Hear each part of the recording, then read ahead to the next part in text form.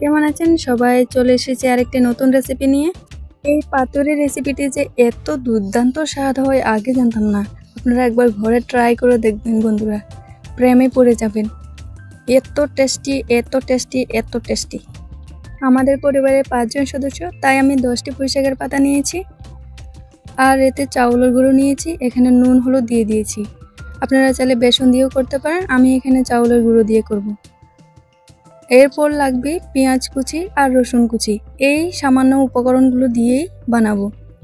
এখন লাগবে একটা প্যান, এর মধ্যে দিয়ে দিতে হবে জল দিয়ে দিতে হবে ওই যে পুঁইশাকের পাতাগুলো। পুঁইশাকের পাতাগুলোকে একটু ভাপিয়ে নিতে হবে, না হলে এগুলোর মধ্যে পুর দিলে পুরটা বের হয়ে যাবে। এইভাবে নেড়েচেড়ে ভাপিয়ে নিতে হবে। ভাপানো হয়ে গেছে, আমি এখন গ্যাসের ফ্লেমটা অফ করে দেব। এখন বসিয়ে দিতে হবে কড়াই বসিয়ে এতে দিয়ে দিতে হবে তেল। আমি এতে তেল বেশি ব্যবহার করব না, কম তেলে এই পুঁইশাকের পাতুরি রেসিপিটি বানাবো।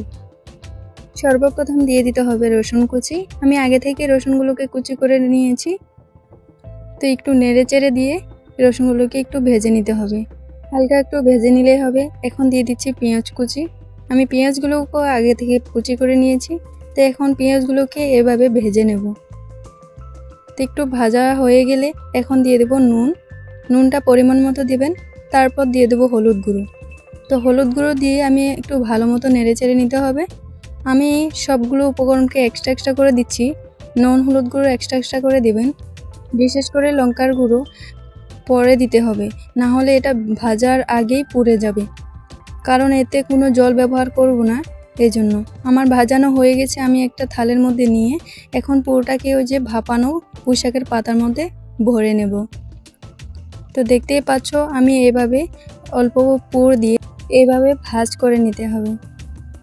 ভাজ করার সময় মনে রাখতে হবে পুরটা যেন কোনো দিকে বের হয়ে না যায়।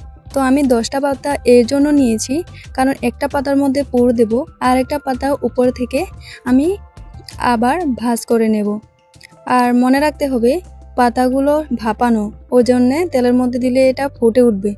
এর জন্য পাতাগুলোকে একটু ফুটো করে দিতে হবে, না হলে তেল ফুটে গায়ে পড়ার চান্স থাকে।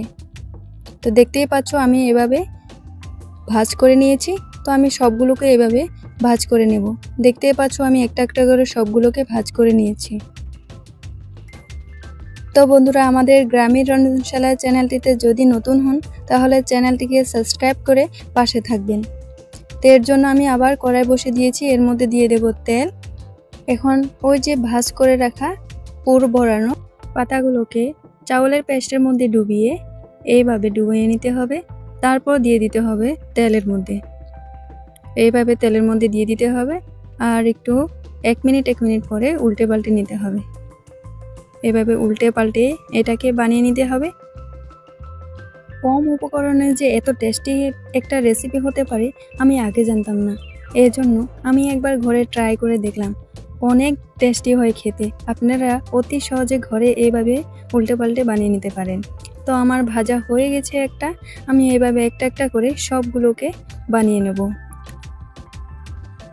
আপনাদের পরিবারের সদস্য অনুযায়ী আপনারা এই পুঁইশাকের পাতুরি রেসিপিটি বানিয়ে নিতে পারেন। তো আজকের রেসিপিটি এটাই ছিল। কেমন লাগলো কমেন্টে অবশ্যই জানাবেন। ভালো লাগলে লাইক অ্যান্ড শেয়ার করে দিবেন। ভালো থাকবেন।